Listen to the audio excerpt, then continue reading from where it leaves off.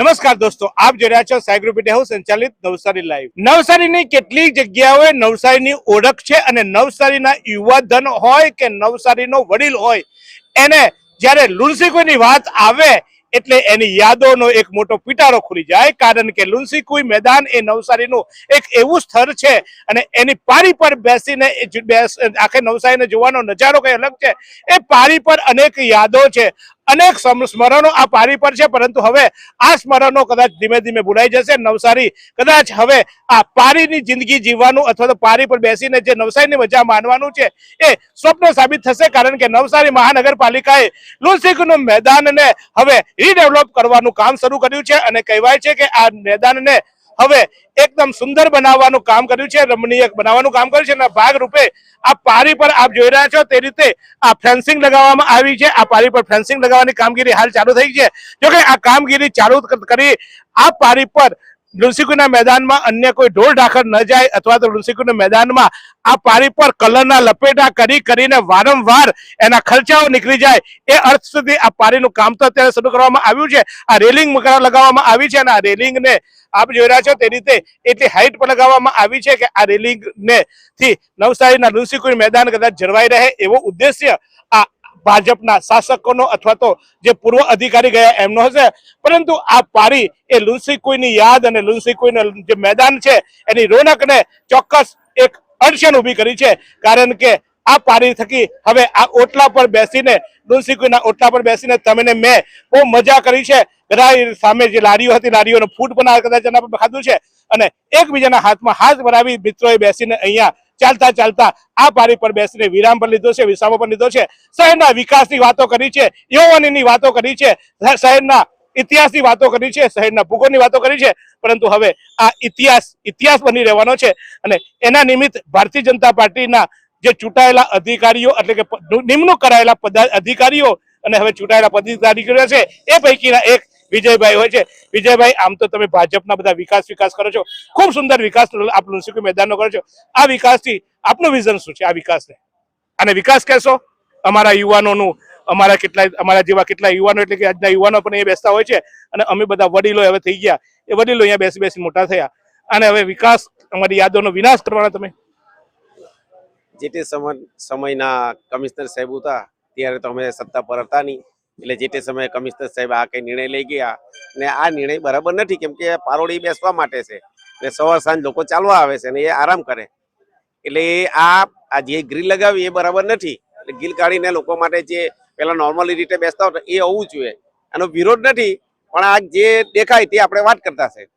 એટલે તમે આમ નક્કી એમાં એટલું સમર્થન તો આપો છો કે રેલિંગ લગાવે સારું કામ છે?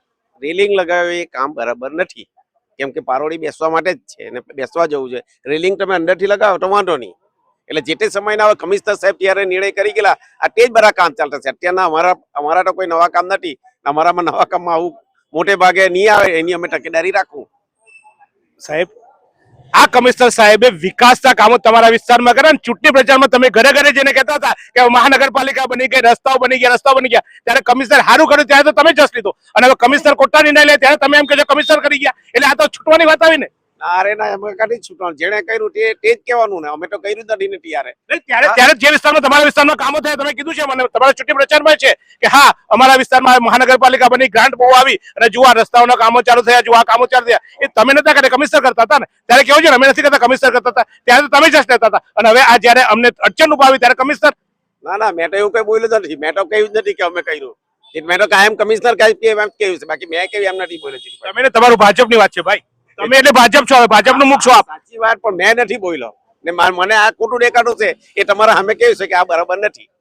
નહીં, બધું તમે ભારતીય જનતા પાર્ટીના કમિશનર જે કામ કરતા હતા તમારો, તમે અહીંયા મને યાદ છે તમે એક ઇન્ટરવ્યુ આપ્યું હતું અહીંયા આજ લુણસીકુઈના મેદાનમાં, મસ્ત આખું બ્યુટિફિકેશન કર્યું હતું, ફ્લાવર શો, અને આપે એના વખાણ પણ કર્યા હતા, એનું ઇન્ટરવ્યુ મારી પાસે છે। મેં કાંઈ આપ્યું? મારે આપ્યું જ નથી, તમે બરાબર જોઈ લો, મેં નથી આપ્યું। તમે કીધું વિકાસના કામો થયા છે, જો કામ સારા થયા છે, ટ્રેક બી સારો બન્યો છે, પણ આ ખોટું છે, તે ખોટું છે ને આ નીકળી જવું જોઈએ, આ બરાબર નથી। આપણે બીજું બધું લાંબુ લપનમાં પડવા કરતા આ જે ખોટું દેખાય તે કાઢી નાખવું જોઈએ। ચોક્કસ આ બરાબર નથી એવું એમનું કહેવું છે. એમને ટ્રેક બનાવ્યો એને વખાણ કરે છે. તો ચાલો સ્પોર્ટ્સમેન ને પૂછી લઈએ. આમ તો આ ચહેરો મયુરભાઈ એવું કહેવાય કે ગિલ્લી દંડાનું જો યુનિયન બને એસોસિએશન બને તો એનો પ્રમુખ બી મયુરભાઈ છે, કારણ કે એક રમતની વાત આવે એટલે સર્વત્ર એક જ વ્યક્તિ. મયુરભાઈ, આ ટ્રેક બરાબર બન્યો છે?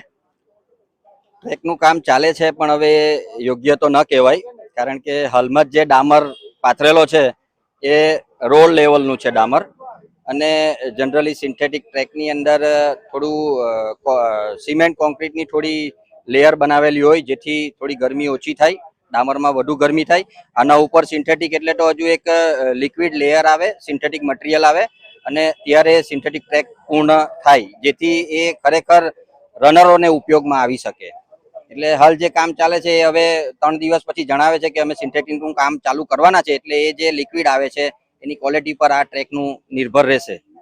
નહીં, પણ એવું કહેવાય છે કે જે બેઝ બનાવવો જોઈએ સિન્થેટિક, એ બેઝ જ થોડોક એ રીતના હોવો જોઈએ. આ તો તમે ડામર લગાવ્યા પછી સિન્થેટિક કેમિકલ નાખશો તો બેઝ બનશે? મને કઈ ખબર નહીં પડે. અમે તો છે ને, અમને તો જો હરખું રમતા બી નહીં આવડે મયુરભાઈ, અમને તો ખબર નહીં પડે બોલ કોને કહેવાય ને બેટ કોને કહેવાય, કારણ કે બોલમાં બધી દસ જતા આવે, કઈ વ્હાઈટ બોલ ને લાલ બોલ ને લીલો બોલ ને, અમને એમાં બહુ ખબર નહીં પડે. પણ અમને આમાં દોડવું હોય તો દોડાય ખરો? અમારા ઘૂંટણ બૂટણ સારા રહે કે? એ વાત સાચી કે બેઝ જ મેઇન ફાઉન્ડેશનનો મજબૂત હોય.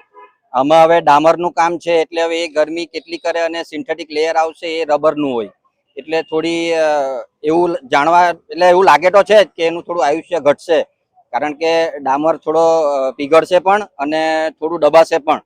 જો કોન્ક્રીટનું લેયર હોય તો તે થોડી સરફેસ એની લેવલમાં રાખી શકે. તેમજ જે પુરાણ કર્યું છે, અને હવે ચોમાસું આવી રહ્યું છે, જ્યારે આપણે ઘરમાં કોકો કરીએ ત્યારે આપણે ઘણું બધું ઘરનું કામ હોવાથી ઘણું દબાવીએ અને એનું લેયર પછી પણ આપણને ખરવાઈ જાય છે. તો આ તો એક હવે આપણું મોટું મેદાન રહ્યું, અને જેના પર 1.25 ફૂટનું પુરાણ થયું હોય એટલે મને એવું લાગી રહ્યું છે કે થોડું દબાશે અને એ ટ્રેકમાં જો અડચણ ન ઊભી કરે તો બહુ સારી બાબત કહેવાશે. મયુરભાઈ, તમે તો ભારતીય જનતા પાર્ટીના ચૂંટાયેલા નેતાઓ સાથે મંચ શેર કરો છો. તમારું કોઈ નાનો મસ્તું બેડમિન્ટનનું પેલું હોય તો ઉદઘાટન કરવા માટે માનનીય ધારાસભ્ય શ્રી ને માનનીય બધા આવતા હોય છે, તો તમે આવી વાતો નથી કરતા કે સાહેબ આવું કરાવવું જોઈએ, આવું કે પછી ખાલી આવીને ઉદઘાટન કરીને જતા રહે, તમને બી પૂછે નહીં? નહીં, એમ અમારી ચર્ચાઓ તો થાય છે, પરંતુ જ્યારે અધિકારીઓ દ્વારા જ્યારે આ પ્રોજેક્ટ આપવામાં આવે છે તે સમયે પણ અમને જણાવે તો છે અને અમને જાણ પર હોય છે, પરંતુ જ્યારે કોન્ટ્રાક્ટરો કામ કરવા માટે આવે છે અને જ્યારે કામ થાય છે ત્યારે અમે સ્થળની વિઝિટ કરીએ ત્યારે કઈ જુદા જ પ્રકારનું પ્લાનિંગ ચાલતું હોય. કાગળ પર જોતા હશે ને કોન્ટ્રાક્ટર, કાગળ પર તો જે લખ્યું હશે જ કરતા હશે ને. કોન્ટ્રાક્ટર તો ઘર બનાવવા લખ્યું હોય તો ઝૂંપડું તો ના જ બનાવે ને, અને ઝૂંપડું બનાવવાનું લખ્યું તો ઘર ના બનાવે. કોન્ટ્રાક્ટરો સાથે જ્યારે મળવામાં આવે છે ત્યારે એ લોકોને પૂછીએ તો ઇન્ટરનેશનલ લેવલના જ કામો કર્યા છે, અને આ પણ ઇન્ટરનેશનલ લેવલને ધ્યાને લઈને જ કરીએ છીએ એવું એ લોકોના તરફથી જણાવવામાં આવે છે. તો આ હતા મયુરભાઈ, અને ચોક્કસ મને તો નવાઈ લાગે છે કે આ લુન્સીકુઈ મેદાનને મેદાન તરીકે સ્વીકારવું, કારણ કે આ લુન્સીકુઈ મેદાન માત્ર મેદાન નથી, એ એક અનેક શ્રુતમીઓની યાદ છે. અહીંયાથી અનેક ક્રિકેટરો પણ તૈયાર છે, અનેક રમતવીરો પણ તૈયાર થયા છે. ભાજપે તો એનો મત આપ્યો, પણ આ કોંગ્રેસ વાળાએ બધા બહુ મોટી આવેદનો આપે છે. ત્યારે ભાઈ પિયુષભાઈ, આમ તો તમે બધે દરેક વાતમાં આરટીઆઈ કરી માહિતી માંગો છો, લુન્સીકુઈ ડેવલપમેન્ટ છે તો આરટીઆઈ માહિતી નથી માંગી કે હું ચાલુ છે? મેં કોઈ આરટીઆઈ કરતો જ નથી. તમે કોંગ્રેસ વાળા તો બધા જાગૃત તો કરો છો ને, માહિતી તો આપણા માહિતી એટલે અમે જે લોકોની જે પ્રશ્નો હોય તેના માટે દોડતા હોય છે. એટલે આ લોકોનો પ્રશ્ન નથી, છે જ ને.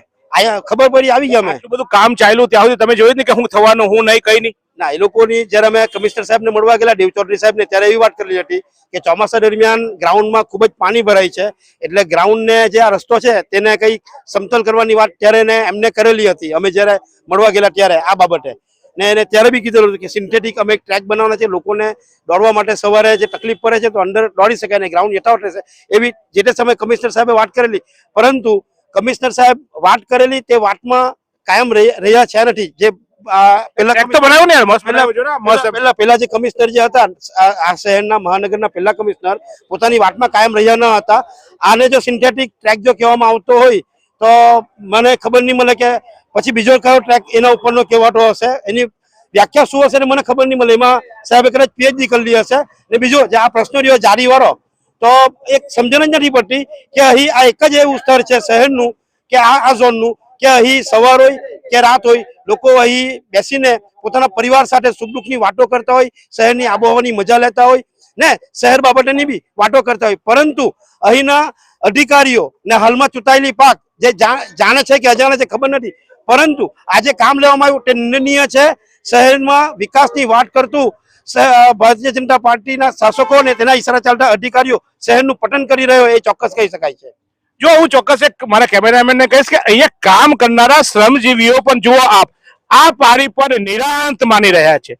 આ ધોમધખતા તાપમાં એક પારી પર એક ઓટલો એમને મળતો હોય છે અને ગરીબને તો રોટલો અને ઓટલો એ બહુ મહત્વનો હોય છે. પરંતુ હવે ગરીબનો ઓટલો તો ઠીક, પણ આ ધનવાનોનો પણ ઓટલો હતો.